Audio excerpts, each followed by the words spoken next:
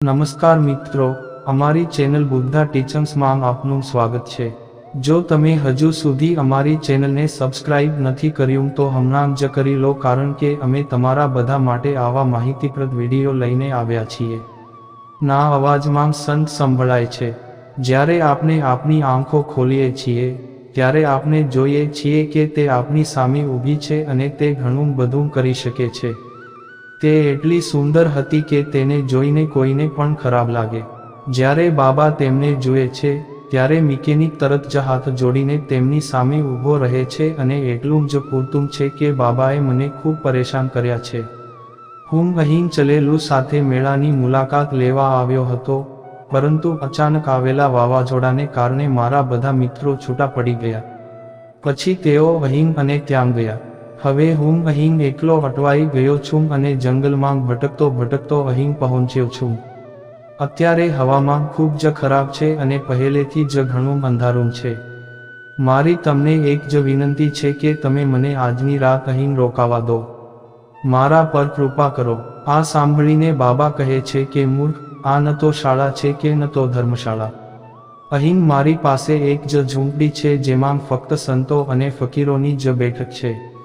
આ જગ્યાએ આપણે બધા સંતો અને ફકીરો છીએ, પણ આપણે બેસીને ખાઈએ છીએ। ધ્યાન કરો, તમારી જાતને જાણો। તમે સ્ત્રીઓ તમારા શરીર સાથે શું કામ કરો છો? કૃપા કરીને બીજે ક્યાંક જાઓ અને તમારી જગ્યા શોધો। તમારે અહીં રહેવું યોગ્ય નથી। બાબાની વાત સાંભળીને તે ફરીથી ઇસ્ત્રી કરે છે અને કહે છે કે મહારાજ, રાત થવા આવી છે। અંધારામાં એકલો ક્યાં જઈશ? મહેરબાની કરીને મને અહીં રહેવા દો અને ત્યાંથી પાછા ફરો। જો હું અહીં રહીશ તો પણ હું તમને કોઈ સમસ્યાનો સામનો કરવા નહીં દઉં। હું તમને રોકીશ નહીં। સ્ત્રીની વાત સાંભળીને તે સંત બાબા કંઈક વિચારવા લાગે છે અને તમે કહો છો, ઓકે, તમે મારી માને અંદરથી કાઢીને મને આપી દો અને તમે ઝૂંપડીની અંદર જઈને આરામ કરો। હું આજે રાત્રે બહાર જાઉં છું, પણ એક વાતનું ધ્યાન રાખજો કે તમે સવાર સુધી બહાર નહીં આવો, અને હા, તમારે દરવાજો અંદરથી બંધ કરવો જ પડશે। તે અંદરથી ઇસ્ત્રી કરનારને સામાન આપે છે અને તમે અંદર કેમ જાઓ છો? ગુરુ ફરીથી મુક્તિને કહે છે કે તું બહાર ન આવ, નહીંતર મારું ધ્યાન બંધ થઈ જશે। અને આ સાંભળીને તે તેની ઝૂંપડીમાં જાય છે અને તેની કુંડળી પણ કરાવે છે। બેવક કુમાર તંત્ર સાધના કરે છે। તે પછી તે અચાનક તે સ્ત્રી વિશે વિચારવા લાગે છે। તેને મનમાં તે સ્ત્રી પ્રત્યે કપટ લાગવા માંડે છે અને વગર વિચારે તે સંત બાબાની ઝૂંપડીનો દરવાજો ખખડાવવા લાગે છે। ઘણું ખટખટાવ્યા પછી પણ સ્ત્રીનો દરવાજો ખુલતો નથી અને આ જોઈને સંત બાબા ગુસ્સે થઈ જાય છે। તે દરવાજો કેમ ખોલતો નથી? ગુસ્સામાં તે હથોડી લાવે છે અને તેને લાંબા સમય સુધી માર્યા પછી અંતે દરવાજો તોડે છે અને પછી સંત બાબા ઝૂંપડીની અંદર પ્રવેશ કરે છે। બાબાના મનમાં આટલું બધું સ્વીકારાઈ ગયું। તમે કંઈ પણ જોઈ શકતા નથી, અન્યથા હું સંપૂર્ણપણે અંધારું હતો। તે કંઈ જોઈ શક્યો નહીં। પછી સંત ગયા અને એક દીવો લાવ્યા અને ઝૂંપડીની આસપાસ ફરતા તેને સળગાવ્યો।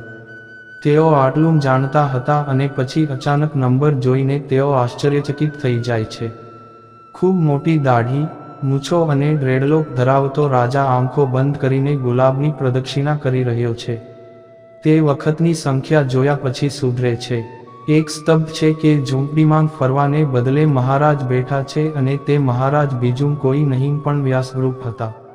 તેઓ પોતાના શિષ્ય એટલે કે સંત બાબાની પરીક્ષા કરવા માટે સ્ત્રીના રૂપમાં આવ્યા હતા।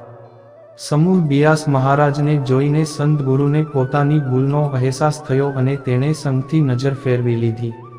ત્યારે વ્યાસ ગુરુએ તેને કહ્યું કે જો તે ઈચ્છે તો તેના શિક્ષણના આ જ્ઞાનનો યોગ્ય ઉપયોગ કરી શક્યો હોત, પરંતુ તમે તેમ ન કર્યું, તેથી મેં મારા માટે ખોટો રસ્તો પસંદ કર્યો અને મારી જાતને તેના પર મળી। તમે તમારી જાત પર કાબૂ રાખ્યો નહીં અને પરિણામ એ આવ્યું કે તમે આંખો નીચી કરીને ઊભા રહ્યા। કોણ જાણે તમારા આ વાક્યોથી કેટલા લોકોના જીવન બગાડી શક્યા હોત, કેટલા ઘરોનો નાશ થયો છે। તે વિશે ગુરુના શબ્દો સાંભળીને વસંત તેની ભૂલ માટે માફી માંગે છે અને પોતાની ભૂલ માટે પસ્તાવા માટે ત્યાંથી નીકળી જાય છે। મિત્રો, મન પર નિયંત્રણનો અભાવ। તમારી કમાણીમાં તમારી પાસે જે કંઈ જ્ઞાન છે તમારે કોમેન્ટ સેક્શનમાં વાર્તા અવશ્ય જણાવો અને જો તમને ગમતી હોય તો આ ચેનલને અવશ્ય સબસ્ક્રાઇબ કરો અને નોટિફિકેશન દબાવો. ત્યાં સુધી આગળની વાર્તામાં ધ્યાન રાખજો.